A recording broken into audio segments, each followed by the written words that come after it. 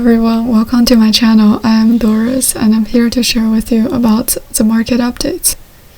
A huge amount of new government bonds shrouded the European market.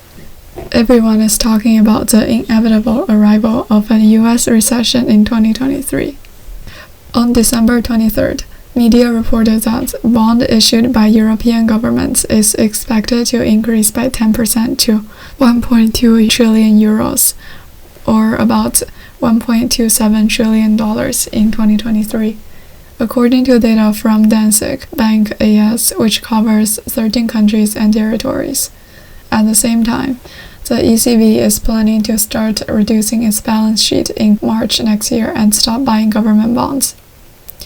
After the ECB's balance sheet reduction plan next year, investors may need to absorb an additional 600 billion euros of bonds next year, including about 15 billion euros of bond portfolios that the ECB plans to shrink every month, according to Danske Bank. PIMCO said this month that the case for holding bonds is stronger than ever, especially during recessions when bonds always perform well.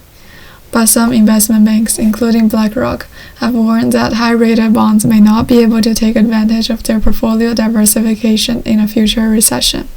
Bonds typically rise during recessions as investors move cash to safe havens, but it's also partly because central banks boost the economy by cutting interest rates.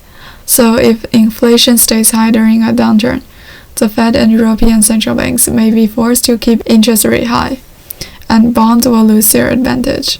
Mark Zandi, chief economist at Moody Analytics, said, historically, when inflation is high and the Fed raises interest rate to curb inflation, it leads to an economic downturn or recession. And this always happens. The typical overheating scenario leads to a recession. We've seen stories like this before. When inflation rises and the Fed responds by raising interest rates, the economy eventually bows to the weight of rate hikes. Zandi is one of a handful of economists who believe the Fed can avoid a recession by raising interest rates just in time to avoid squeezing economic growth.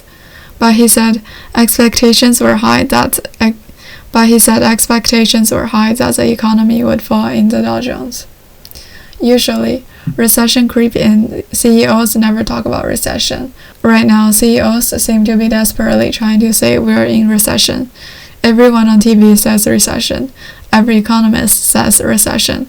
I've never seen anything like it. Rising interest rates have previously had an impact on the U.S. housing market, with home sales falling 35.4% in November from a year earlier, the 10th straight month of decline. The interest rate on a 30-year mortgage is close to 7%. Consumer inflation remained running at a high level of 7.1% in November. You have to dust off economics textbooks. It's going to be a typical recession, said Tom Simmons, Jefferies money market economist, and the pass-through mechanism will first work early next year, and we'll start to see some significant margin compression in corporate profits. Once that starts happening, they'll take steps to cut expenses. The first thing we have to see is layoffs. We'll see this in the middle of the next year, when we will see a significant slowdown in economic growth and a decline in inflation. A recession is considered a long-term recession that broadly affects the economy and usually lasts 2 quarters or more. As the authority on recessions, the National Bureau of Economic Research considers the extent, scope, and duration of the slowdown. However, if any one factor is serious enough, the NBER could declare a recession.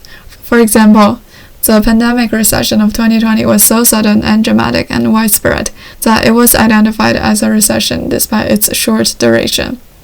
The Fed's latest economic projections show that the U.S. economy will grow at a rate of 0.5% in 2023, and no recession is expected.